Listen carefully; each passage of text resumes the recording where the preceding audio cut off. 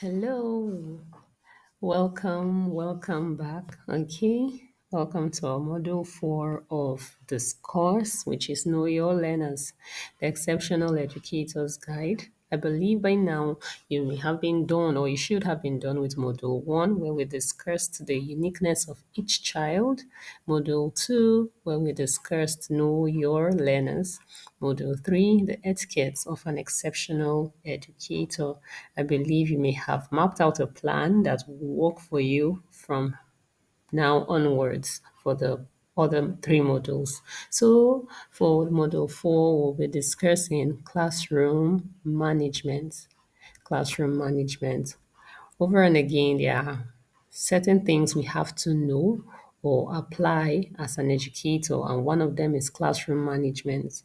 If you're not able to manage your class properly, you'll struggle, you'll be stressed out, you'll keep on having the management team on your class.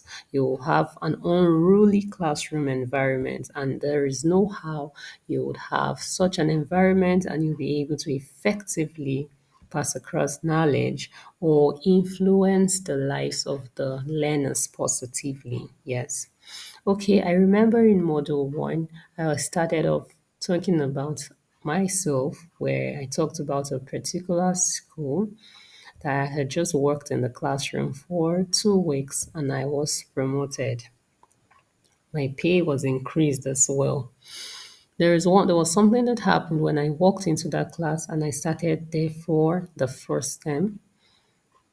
It so happened that there were certain things I wanted put up in my class. There were certain things I wanted on the wall that the students, or rather the learners, would get to see to make my teaching easier, to make the classroom look more cozy, to make the class look more lively, to ensure that the things I needed were displayed at least to a great extent on the wall.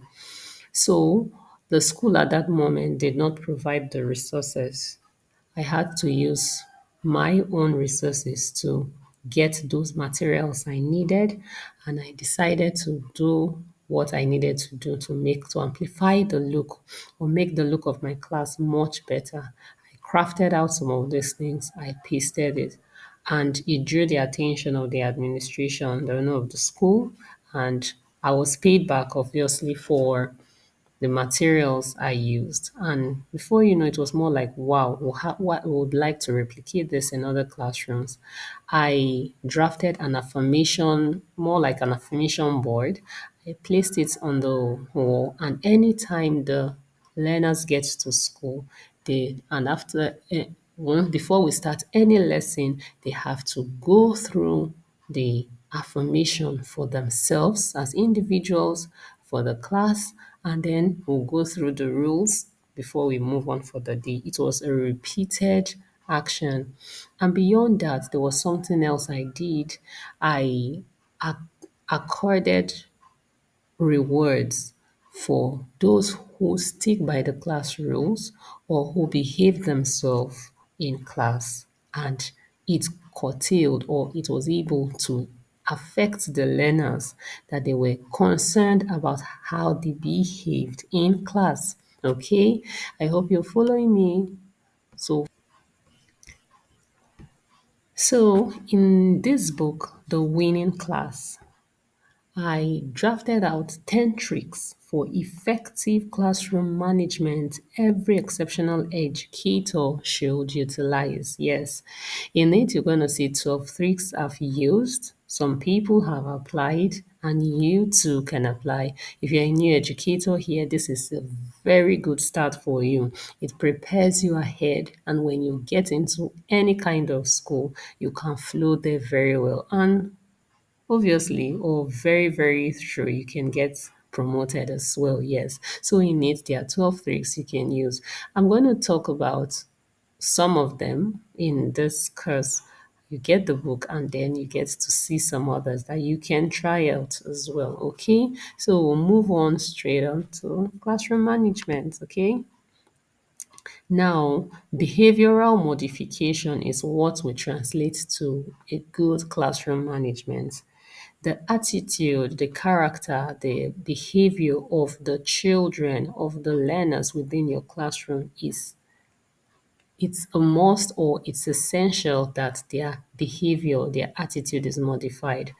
We have different learners, like we learned in the first module, the uniqueness of each child. Each child is unique. Each child has certain upbringings from different families. There are some that are loud, some that are quiet, some that are noisy, some that are outspoken. You have to identify them. When you have identified them, you have to work on how they act. And you can't work on how they act if you do nothing about it. So there are certain things you have to put in place for their behaviors, or rather for them to act right within the classroom environment. Now, educating young minds requires patience and intentionality. You can't act irrationally or anyhow. You have to be patient and you have to be intentional. Most of you here, I believe, you have children who were once babies. When you gave birth to that child, the child would cry when the child is hungry. The child would cry when the child is uneasy from soiling his or her diapers. The child would cry when he's not attended to. There were so many things that the child had to cry about. And as the child grew, you were watching the child, you were doing the right thing, and then you began to influence how the child acted. Hey, when the child began to talk, you'll tell the child, okay, when you need this, you have to say this. Sometimes they would miss it, or when you started potty training for the child, or you wanted the child stop using diapers and to begin using his or her potty. Most of the times, the child will still soil himself or herself.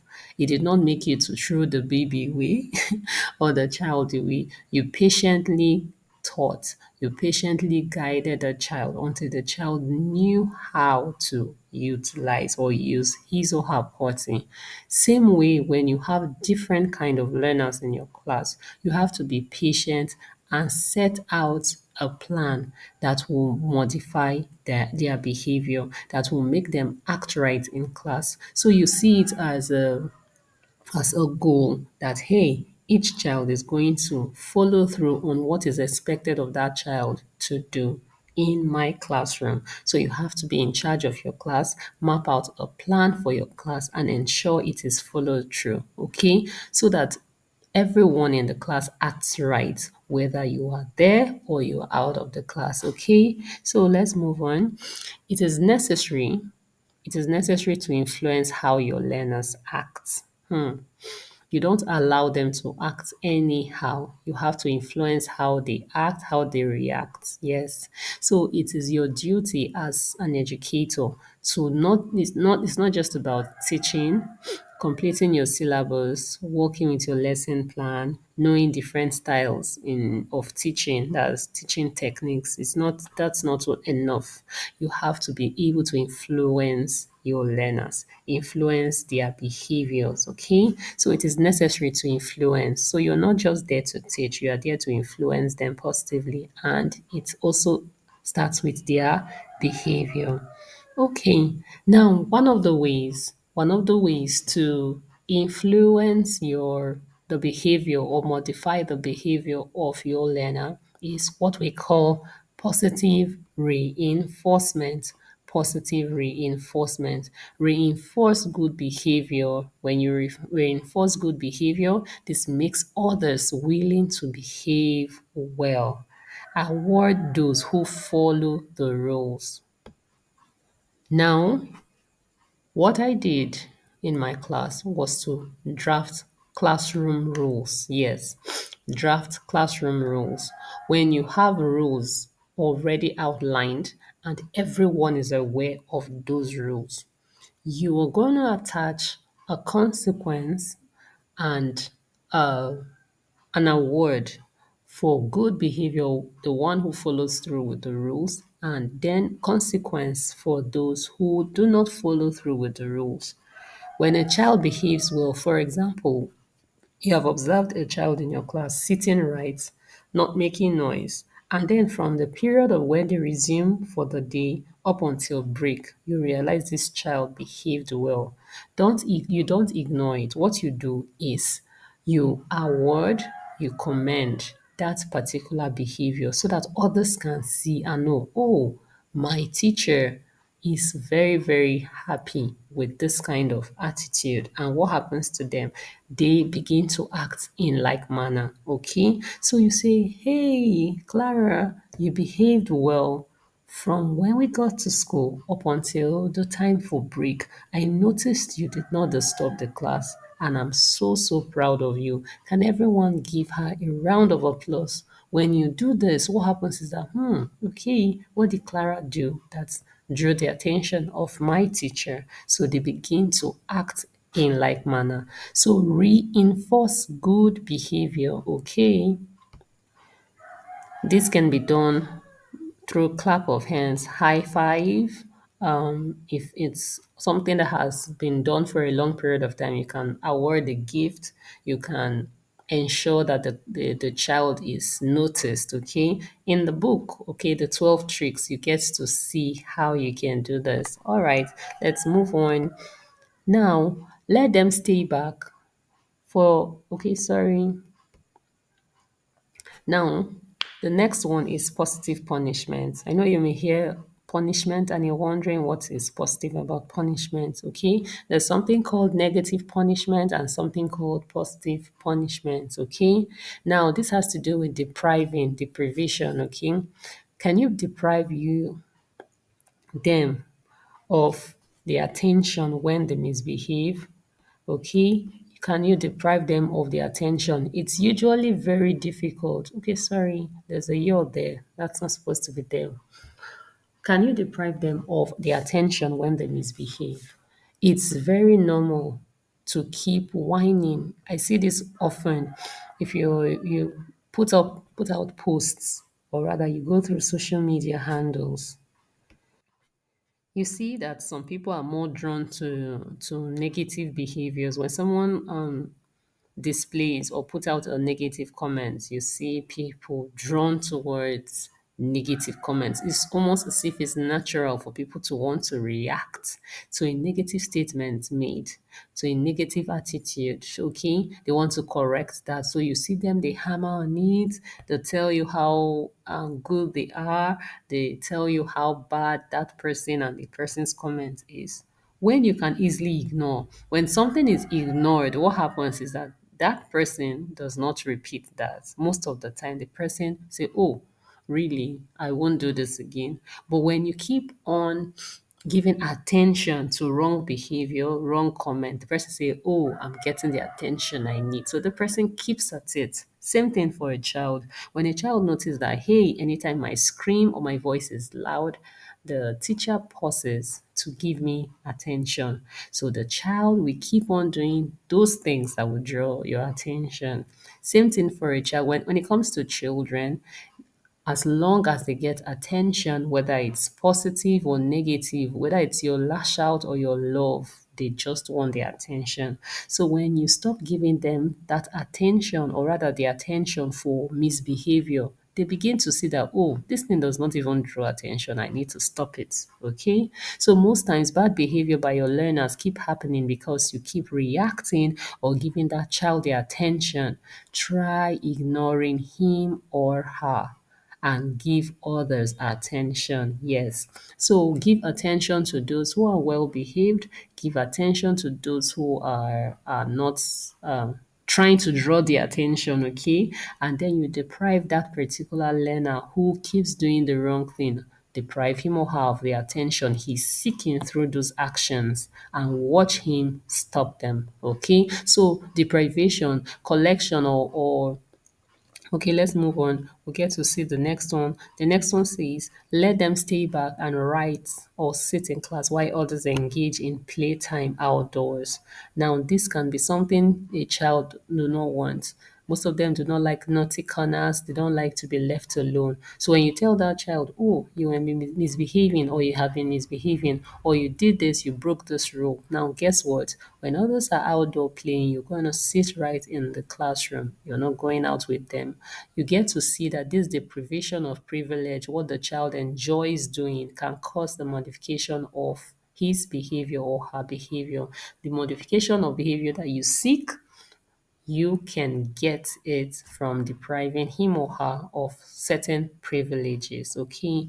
Now, we often ask, like, we're going through someone mentioned that, no, there's certain attitude, I can't take it. I have to beat the child or beat that particular learner. Corporal punishment, it's something most people use it, okay? Here in Africa, most people use that to try to modify the behavior of the child. But over and again, research has it that even if it modifies the child's behavior, it is temporal. By the time you beat a child or you flog a child, what happens is that you are instilling fear. So the child stops doing that so that you stop the beating. But that child can do that when you are not there, okay? Or that child begins to hide and misbehave. The misbehaviors or the attitude you are trying to stop becomes something that is secret from you, but the child may still be engaging in search. So corporal punishments most of the time do not cause lasting change in the life of the learner or in the life of that child. And over again, I mentioned to educators, I said, wait, be very mindful of hitting, smacking a child. There was a clip of a particular teacher that was teaching the child to write from, I think, 1 to 300. When the child got to a certain point, the child could not go on. And this child was standing while the teacher kept smacking and smacking the child's head. He kept on doing it, and someone captured this, and it was it was an eyesore. As an educator, an exceptional educator, do not hit a child. You can talk to a child. A child is within your guidance for 8 hours in a day. Desist, or rather resist the urge to smack or hit a child. There was another story of a particular teacher who said the child kept crying and crying. So he or she did not know how to handle it. And then all of a sudden, she smacked the child on the head. And that was it. The child passed on. Now, what would happen to that educator? Obviously, the educator may be arrested, of course, because you have taken a life of somebody because you could not be patient or you're not patient with the child. There are some children that are ill, going through certain traumas or certain issues, and then in your own anger or your own force in trying to modify the behavior of the child, you can lash out and then you cause more pain or cause a problem for yourself. So no matter how pressured you are, please do not hit any child or do not hit children. If you do that and anything happens to that child, it will be on you. Okay? So, corporal punishments, hitting, beating, smacking children do not transform their lives. Okay? It only modifies the behavior for that moment, or it could lead to something dangerous. So, just desist from it. As an exceptional educator, look for other ways to caution, look for other ways to modify the behavior of your learners aside corporal punishment. Okay, moving on.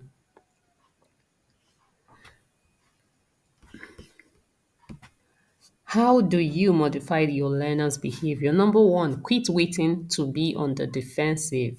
Prepare before the resume for the term, and then before the resume each week, and also right before the resume for the day. Start with this trick right now. Okay, now move on to the trick. What trick is that? Set class rules. I already started talking about this earlier in this particular video. Okay. Do not wait to be on the defensive. Don't wait for the children to react for you to know what to do. Prepare ahead. Don't just prepare for the term, prepare for the week, prepare for the day. When you stay back, when as we listen through on the etiquettes of an exceptional educator, we talked about diligence. Okay, one thing is you have to keep on working on what works. Yes, you have to keep on until you get it. If your rules were not working, modify it until it begins to work. Okay, prepare. Say, hey, I noticed my class was very unruly today. What will I do tomorrow that will make it better? What rule should I include on the classroom rules? What rule should I omit or take away? Sometimes routine works. Sometimes you have to change. Embrace change. If there's something you need to do differently, apply it. Okay, so attach meaningful consequences and reward for each class role and stick to it. Okay, so be on the offensive. Get ready ahead. Get ready ahead. Stop waiting for them to do something wrong for you to caution or to work on it. Prepare ahead. Some of the things children do, I'll kind of outline some things some learners may do that you have to start thinking on how to effect changes in those behaviors, okay? Or rather modify those behaviors. Some tell lies, some take things that are not theirs, some bully their other learners or rather their colleagues in class, some are aggressive, some make a lot of noise. So these are some of the things that learners get to do. So when you know certain things that they are used to doing, what happens is that you begin to create rules in line with that and consequences in line with that and rewards in line with that. So just calm down now and outline certain misbehaviors of learners within the class. Begin to outline them. And as you outline them, begin to think of, hey, what role can I set? What role can I set? Okay. So in this e-booklet, The Winning Class, you get to digest and utilize 12 tricks for effective classroom management. I hope you have gotten yours already. Please do so that you can apply one or two. There must be one that will work for one learner, two learners, three learners within your classroom space. So try utilizing them, okay? So, what tricks will you begin working on right now? Settle down and group your learners in your personal class journal accordingly. Are they fast, slow, or just average? Select appropriate tricks from the book that works. Also, set rules and keep to the consequences and awards. Okay, so that is it so far, okay? I hope you have been able to learn something today.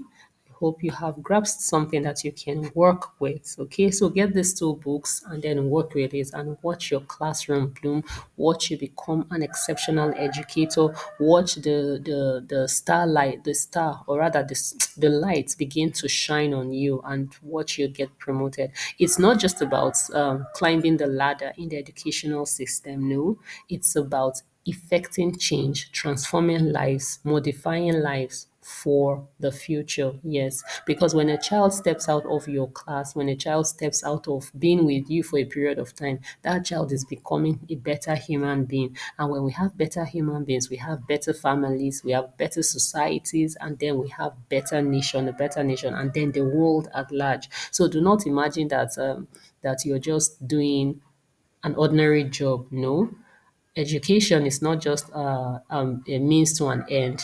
It is also an end, yes, because in it you get to find lasting results that becomes legacy that stands the test of time. So do not see it as a bus stop, or don't see it as something you are just doing for the meantime to while away your time. That's why it's something you have to take personal and begin to work towards effecting the right change. Okay, so this course has been concluded.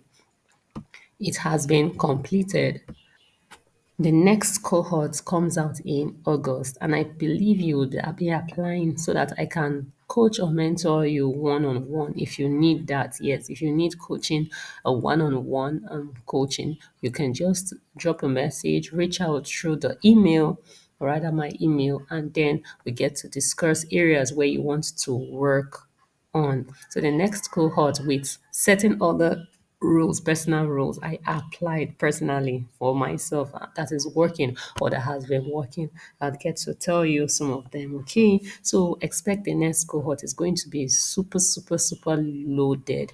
How to prepare lesson plans and the kinds of it's a pack load, or rather it's a it's a truckload of good information that you can work with. So prepare and anticipate to be part of it. I hope this has helped you. Catch you soon. Ciao, ciao.